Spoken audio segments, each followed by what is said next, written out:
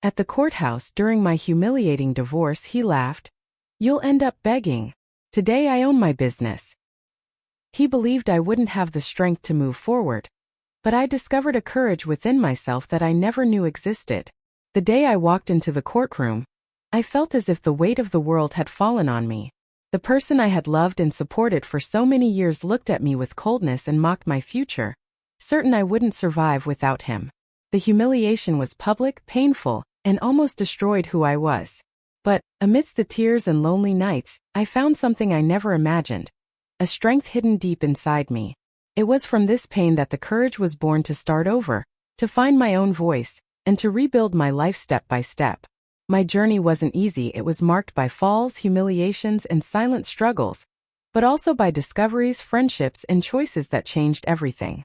It wasn't just a story of loss but of rebirth. Today I look back with gratitude, because every wound transformed into learning, and every fall made me rise even stronger. I'm happy to have you here. Follow my story to the end and comment with the city you're watching from so I can see how far my story has reached. In recent months, the house I once called home had transformed into a silent space, where even the sound of cutlery on a plate seemed an annoyance. Sean barely looked at me, and when he did, his eyes were always distant, as if searching for something beyond me. I tried to maintain routines, believing that time would bring back the lost connection, but a coldness settled like a wall between us. That night I sat before him, hoping for any gesture of affection, but instead I received only harsh words. "I want a divorce," he said, with the casualness of someone announcing the weather forecast. There was no hesitation in his voice, just a dry, almost impersonal tone that cut through me like a cold wind. I felt my body tremble, as if the entire weight of the years dedicated to him crumbled all at once. I remembered the nights I gave up my dreams to support his, the times when the silence of the house was broken only by the sound of my own footsteps. At that moment I realized all my effort had become invisible. I looked at Sean, hoping for some reaction, perhaps a sign that there was still something to save, but all I found was indifference. The divorce petition wasn't a sudden rupture. It was the culmination of a distancing I pretended not to see. These weren't just words. It was the end of my life as I knew it. After the initial shock, the silence lingered until he decided to fill it with his usual arrogance. "You won't last alone, Evelyn. You always needed me for everything," he declared, leaning back in his chair, like someone assured of victory. Every syllable was a wound, loaded with the conviction that I was incapable. I tried to respond, but my voice failed. Part of me wanted to scream, to remind him of every sacrifice I made for him, but another part was paralyzed. It was as if my own story had been hijacked, reduced to a portrait he painted of me as someone fragile, dependent, incapable of existing without his shadow. He continued, mocking what little dignity I had left. "You never really worked, never built anything on your own. When I leave this house, what will be left? Begging for alms." His eyes gleamed with scorn, as if that were the natural outcome of my life. Every word of his echoed within me, not just as a judgment, but as a sentence that threatened my future. It was a calculated attack to reduce me to nothing, to make me believe that without him I was nothing. And for an instant I feared he was right. He laughed as if my future were a joke. The court day arrived faster than I imagined. As I entered the room, I felt the gazes weigh heavily on me, as if everyone already knew the story Sean had constructed. He stood beside his lawyer, confident, with that smile that concealed cruelty. I, in contrast, felt exposed, as if I were being judged not only by the law but by everyone present. When the accusations and arguments began, I realized it wasn't just a divorce proceeding, but a spectacle. Sean seemed to savor every word, as if every detail was an opportunity to diminish me further before strangers. His subtle laughter arose at the moments I most tried to remain calm. It was as if my life was being torn from within me and put on display. I remembered the promises made at the altar, and now everything was being destroyed before indifferent eyes. There was no room for memories or for love, only for humiliation. When the judge announced the continuation of the process, I felt a knot tighten in my throat. Sean's muffled laughter echoed once more, this time louder, as if it were a trophy raised before my pain. In that instant I realized he didn't just want to separate from me. He wanted to destroy me. I barely knew that laughter would turn against him. The nights became long and silent. Even after the divorce decision, my mind refused to accept that everything had ended for no apparent reason. I replayed every detail of the marriage, searching for clues that explained when I stopped being enough for him. I felt as if I had lost not just a husband, but also the logic of my own life. I wondered if something within me had worn away over time. Had routine turned me into someone invisible? Did he no longer see me as a woman, just as a shadow? These questions consumed me during sleepless nights, where solitude became unbearable. But the more I tried to understand, the more the emptiness grew. I remembered his business trips, the quick excuses, and the cold returns. Every forgotten detail now seemed to scream in my memory, like pieces of a puzzle that stubbornly wouldn't fit together. Silence was not an answer. It was a labyrinth that trapped me between doubt and anger. I knew there was something beyond indifference, something he never had the courage to say aloud. The pieces didn't fit. Until everything became clear. It was in this whirlwind of uncertainties that Zoe entered the scene, as she always had in every crucial moment of my life. Sitting in her room, illuminated by books and plants, she looked at me with that firmness that always disarmed me. "Evelyn, you are not the shadow he made you believe you are. You have more inside you than you imagine." I wanted to believe her words, but the wound was still too open. However, the way Zoe spoke reminded me of who I was before the marriage. A woman full of dreams, passionate about writing, willing to conquer the world with her own hands. Perhaps that woman was still inside me, dormant, waiting to awaken. She held my hands gently, but her eyes shone with determination. "He may have left you, but he didn't take your essence. Don't forget. You've been able to get up before, and you'll do it again." Her words penetrated me like small sparks, rekindling something I thought I had lost. In that instant I realized that, despite everything, I wasn't completely alone. Her support was an anchor, preventing me from sinking into the turbulent sea of my own pain. And for a moment, a breath of hope crept into my heart. Perhaps I still had a chance. The rumors arrived first as distant whispers that I preferred to ignore. However, the cruel truth has a habit of asserting itself when we least expect it. A mutual friend inadvertently let slip that Sean had never been so happy with her. My body froze. The name was later whispered, Willow. The revelation was like a punch to the gut. While I consumed myself trying to understand what I had done wrong, he had already found solace in someone else. It wasn't just a divorce, it was a planned replacement, a role passed from my hands to hers, as if I were disposable. Suddenly, old memories gained new meaning. The trips, the averted gazes, the inexplicable absences. Everything fit into a narrative I didn't want to see. It wasn't just indifference, it was betrayal. Willow didn't appear afterward. She was already present even before the divorce petition was pronounced. I felt a mix of anger and humiliation, but also something new, clarity. He never left me because he was dissatisfied with me. He had already chosen another life, and I was just the obstacle to be removed. The pain was excruciating, but the truth, however cruel, freed me from doubt. He not only abandoned me, he replaced me. Arthur received me in his office, a sober environment where piles of documents seemed to tell stories of battles I never imagined facing. He took a deep breath before speaking, and I realized he wouldn't bring good news. "Evelyn, the process won't be simple. Sean has resources, influence, and a lawyer willing to go beyond ethics to defeat you." Those words fell upon me like an early sentence. I was already fragile, but hearing that my struggle would be unequal made me feel even smaller. Arthur, however, didn't speak coldly. He explained every detail calmly, like someone preparing another to cross a storm. He listed assets, contracts, and possible disputes, and each point seemed like an insurmountable mountain. "They will try to paint you as dependent, incapable of supporting yourself. We need proof that your contribution to our shared life was real and significant." I knew I had given my all, but how could I prove feelings, time, and sacrifices? As he spoke, I felt my hands sweat. The ground seemed to open up, and my life, until then built alongside Sean, crumbled into papers and legal clauses.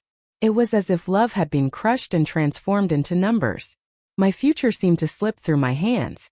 It didn't take long for the first dirty maneuver to appear.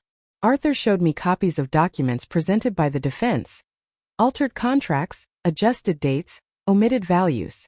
Sean's lawyer, Dylan Grayson, wasn't just playing hard. He was distorting reality to erase me from the story. Seeing those pages was like being ripped from my own life. Acts I remembered clearly were being erased, replaced by versions convenient to Sean. They want to prove you never participated, that you have no right to anything, Arthur explained with a serious expression. It was as if they wanted to erase me, not just from the marriage, but from the very narrative we built together. Indignation burned within me. How could someone manipulate the truth so blatantly?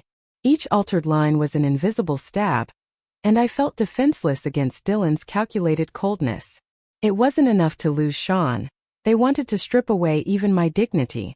Arthur tried to reassure me, but I saw the worry in his eyes.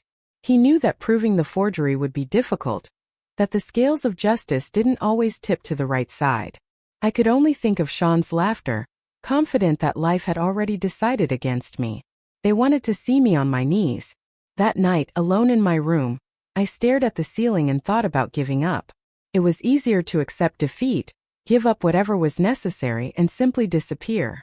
But something inside me refused to die. Perhaps it was Zoe's voice echoing. Perhaps it was the memory of everything I sacrificed. But I knew I couldn't let them win that way. I got up and looked in the mirror. The reflection showed a tired woman, her eyes swollen from crying.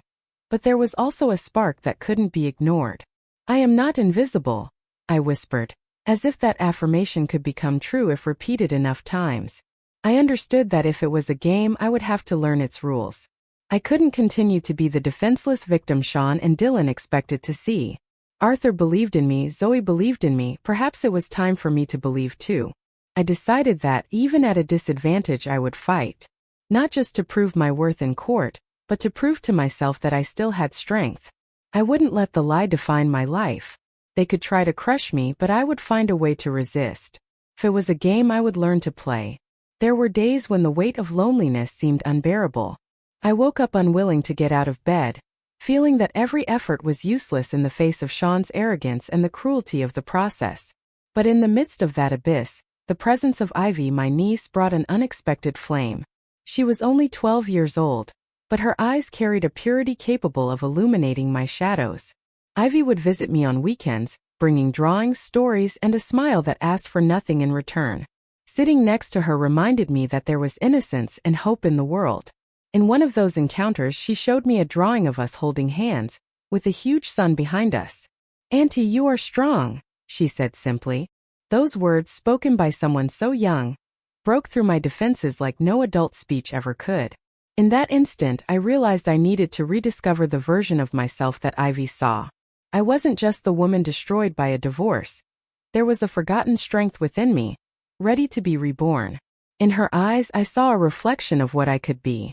Zoe, as always, was by my side, but this time her posture was different. She didn't just want to comfort me. She wanted to awaken me. "Evelyn, you need to stop living only to defend yourself. It's time to start living for yourself," she said, looking at me firmly. Her words echoed deep within me. I had allowed myself to be consumed by the court, by the fear of losing everything, without realizing that, by focusing only on the fight against Sean, I forgot to fight for myself. It was as if my life had been reduced to surviving the process. She reminded me of the dreams I had abandoned, the talents I still possessed, the passions that could bring me joy again. "You cannot let the end of the marriage be the end of yourself," she affirmed, with the conviction of someone who refused to see me languish. I knew Zoe was right. I needed to find something beyond the pain, beyond the legal papers and the humiliations. I needed a greater reason to move forward, something that was just mine, inviolable. I needed something that was truly mine. A few days later, Arthur called me for a meeting in his office. I wasn't expecting good news. I was used to Dylan's maneuvers and Sean's advantages. But that day, Arthur's gaze carried a different confidence. "Evelyn, I found something that could change the course of the process," he said, showing me a hidden clause in contracts signed years earlier. It was a loophole that guaranteed rights Sean never imagined I would have. For the first time, I saw the law bend in my favor. As he explained the details, I felt a mix of surprise and relief. Sean had treated me as invisible throughout the marriage, but even in the documents we signed, my presence was registered. They couldn't simply erase me. Arthur smiled discreetly, like someone who sees a light appear at the end of the tunnel. I would still have to fight hard, but that discovery was a reminder that the truth was on my side. I wouldn't leave empty-handed. The nights were no longer just sad, but also reflective. I found myself questioning who I was beyond the label of a rejected wife. There was a whole life to be rebuilt, and depending on alimony or court settlements couldn't be my destiny. I needed something that was truly mine. I remembered the dreams I had buried over the years. The young Evelyn, full of ideas and courage, still lived within me, waiting for a chance to be reborn. I began to think about how I could transform my time and dedication into something that would give me autonomy. It was scary to imagine moving forward without the security that once seemed guaranteed. But, deep down, I understood that that security never truly existed. It was just control disguised as stability. If I wanted to start over, I would have to break free from that illusion once and for all. It was in this silence of self-discovery that the seed of independence began to sprout within me. For the first time, I saw that my future didn't have to be defined by what I lost, but by what I could still build. For the first time, I thought of myself. With this growing desire for autonomy, my mind began to explore possibilities. I thought about returning to the job market, but soon realized that wasn't enough. I wanted more than a job. I wanted the chance to create something that bore my name and my identity. It was almost a sudden realization. I remembered my organizational skills, my love for creating and structuring projects. The idea emerged timidly, but with a force that startled me. Opening my own business. It wouldn't be easy, but the possibility made me feel alive again. Fear tried to impose itself. Sean always said I wouldn't survive alone, and for an instant his voice echoed in my mind. But I soon realized that was exactly why I needed to take the risk. I no longer wanted to live in the shadow of his disbelief. And suddenly the question arose within me like a challenge. What if my future didn't depend on them? What if my future didn't depend on them? I shared my idea with Zoe on a rainy afternoon, and her eyes immediately lit up. She always believed in me more than I did myself, and her reaction was like fuel for my determination. You have everything to succeed, Evelyn. You just need to believe and organize the first steps. We sat together at the table with notebooks and pens, sketching possibilities. Every word of hers was an impulse for me to see the dream as something possible, not just a reverie. She talked about goals, strategies, and even people who could help me get started. As she wrote, I felt a mix of fear and enthusiasm. The plan was still just a sketch, but it was more than I had had in months. It was a path. The feeling of helplessness gave way to a spark of hope that grew with each passing minute. When I closed the notebook that night, I knew my life was no longer tied to the court or to Sean's decisions. For the first time, I glimpsed a future where my choices would shape my destiny. Suddenly there was a path before me. The courtroom seemed colder than ever that morning. The heavy air carried the sensation of judgment not only by the laws but also by the people around. As I sat before the judge, I noticed every gaze piercing me as if to confirm the image of weakness Sean insisted on painting. Dylan, his lawyer, was relentless. His voice sounded sharp, modulated to highlight every detail that could weaken me. He questioned my choices, insinuated that I was merely a shadow in Sean's life, incapable of any achievement of my own. I knew it wasn't true, but hearing all of that in public was agonizing. Arthur tried to refute him, firm, but Dylan's ability to distort facts was cruelly effective. With each argument, I felt the scales tip to the other side. My hands trembled, and I wondered if I would have the strength to continue enduring that unequal battle. Deep down, I knew it wasn't just a legal dispute. It was a power game, and Sean wanted to win not only in court but also within me. With every word from Dylan, I felt my heart break a little more. Dylan's words were sharp as knives.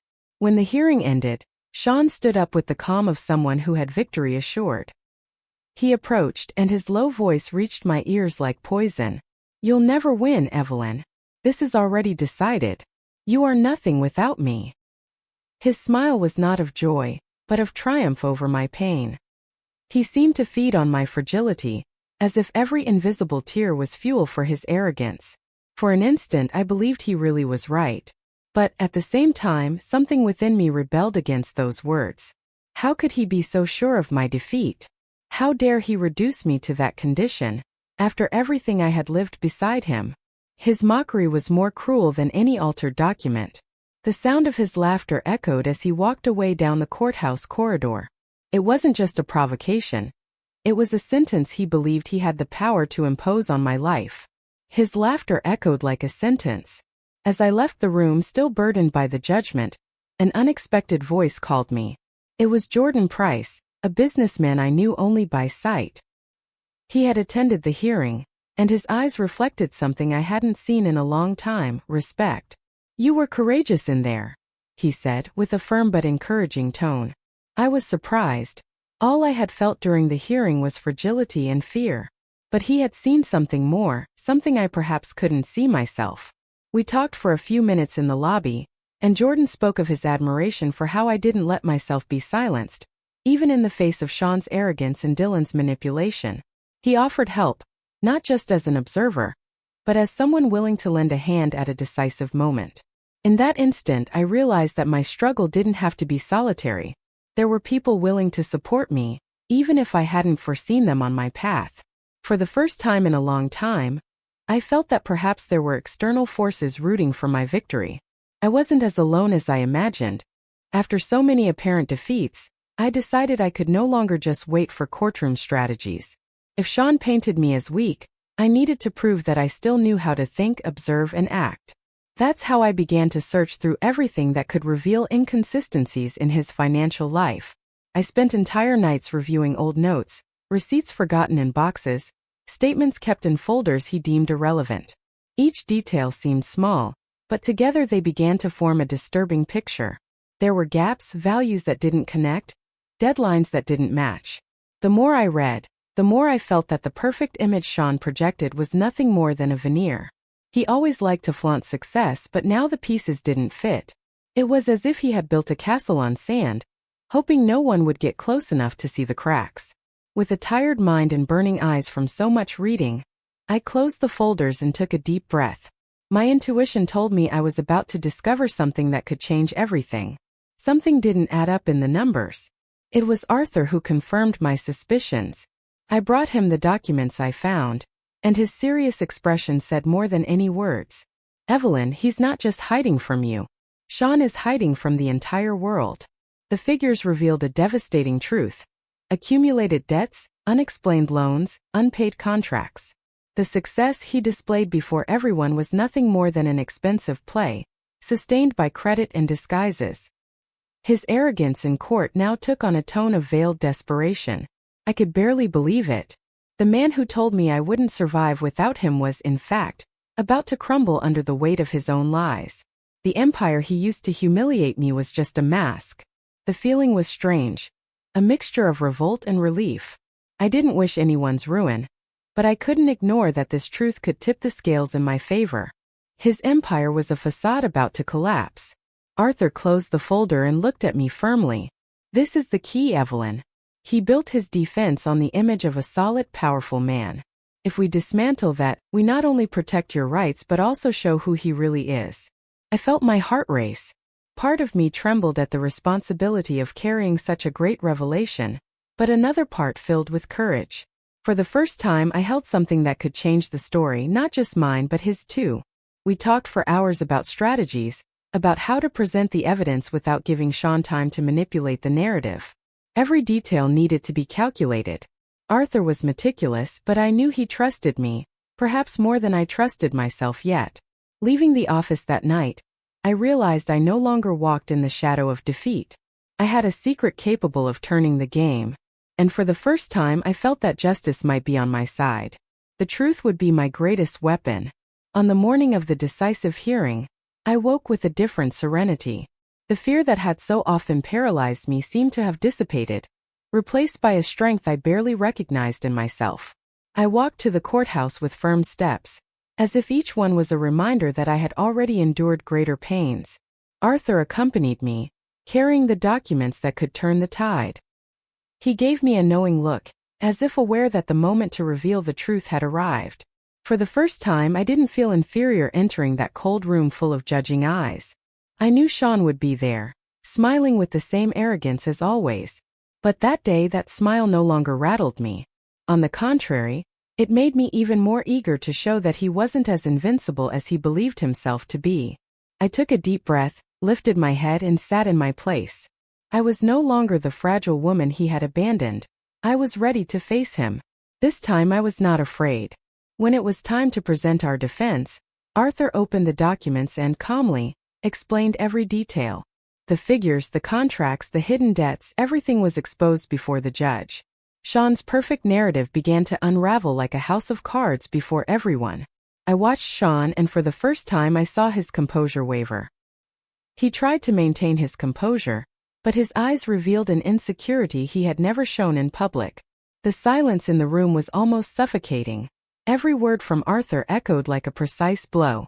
Sean's lawyer tried to object, but there was no denying the evidence.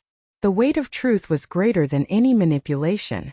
And finally, the image of an untouchable man he had so carefully cultivated began to crumble before everyone. My heart pounded, but not from fear, from victory. I had resisted, endured, and now I was rewriting my story. The silence in the room was deafening. I had won. Sean stood up, trying to regain control. His voice, once so firm, now trembled in desperate attempts to justify the unjustifiable. He accused errors, pointed fingers, but every word was another sign that his mask had fallen. The people in the room watched him with surprise, some with indignation. The man who once seemed invincible now revealed himself to be small, fragile before his own lies. It was like watching an empire crumble before the eyes of those who believed in it. Arthur remained serene, responding to each accusation with clarity and firmness. I, for the first time, managed to look at Sean without feeling fear, only compassion mixed with contempt. That arrogant laugh that had hurt me so much no longer existed. When the judge adjourned the session, there was no doubt. Sean was demoralized. The victory was not just legal. It was emotional, it was symbolic. It was proof that I was not the defeated woman he tried to create. His arrogant laughter disappeared. After the victory in court, I felt that a new cycle needed to begin. I didn't just want to survive, I wanted to flourish. I spent entire days planning, sketching ideas in notebooks, and transforming dreams into tangible goals. It was as if I was shaping with my own hands a future that finally belonged to me. Fear still accompanied me, but it no longer had the same strength. Now it was fuel, a reminder that taking risks was part of the process. I chose an area that combined my silent experience from years of marriage and my passion for organization. Management consulting for small businesses. I started small with a simple space, but one loaded with meaning. Every chosen detail reflected not only functionality, but also the desire to create something that conveyed confidence. The office was modest, but when I entered it for the first time, I felt I was building more than walls, I was building a life. There I realized I no longer needed to prove anything to Sean or anyone else. My business wasn't revenge, it was rebirth. What was once a dream began to become concrete. Among the first resumes that arrived, Hazel's caught my attention. Young, dedicated, with a sparkle in her eyes that reminded me of the determination I myself was trying to reclaim. Hiring her was one of the surest decisions of my new journey. From day one, she proved to be more than just an employee. With her energy and dedication, Hazel became my right-hand woman. Someone who believed in the project as much as I did. On many work nights, her presence was the encouragement I needed to continue. We worked side by side, sharing not only tasks but also dreams and insecurities. She helped me see opportunities one didn't see myself, bringing creative ideas that strengthened our proposal. Slowly, I stopped feeling like I was fighting alone. With Hazel, I realized I was building something bigger than a simple business. I was forming a team, a support network, almost a new family. I wasn't just building a business, I was building a family. In the beginning, I thought it would take years for anyone to truly notice my work. But to my surprise, the first satisfied clients began to recommend my services. In a short time, what was just a timid project gained strength, spreading through spontaneous recommendations. Small businesses saw in me not just a consultant, but someone who understood their pains, their difficulties, and their fears.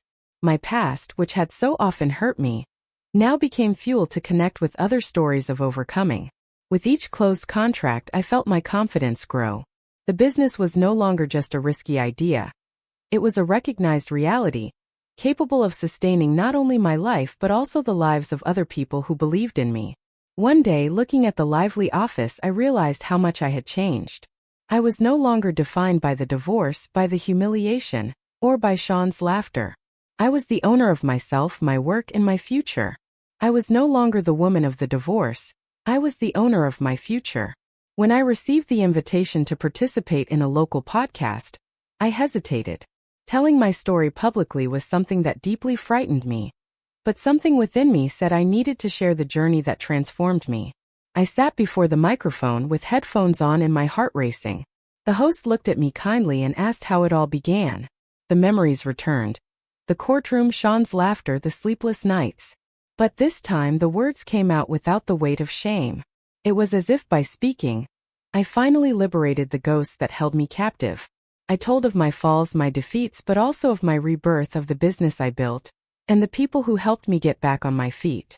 With each sentence, I felt that the scars transformed into medals, not wounds. When the interview ended, I noticed something I had never experienced before. Pride. I was no longer the victim. I was the narrator of my own story. For the first time, I told my story without crying. A few days later, Ivy arrived at my house with a mischievous smile, hiding a folded paper behind her back. "Auntie, I need to show you something," she said, handing me the school assignment she had done. The title made me shiver, My Hero. As I read her words, I felt my eyes well up with tears. She described how she saw me fall, suffer, but also how I got back up and became an example of courage. She said I inspired her to believe in myself, even when everything seemed lost. It was strange to see myself through her eyes. I, who had so often doubted my own worth, was now the portrait of strength for someone I loved so much. I was no longer just an aunt. To Ivy, I was a symbol of hope. I closed the paper and hugged her tightly, feeling that the cycle was complete.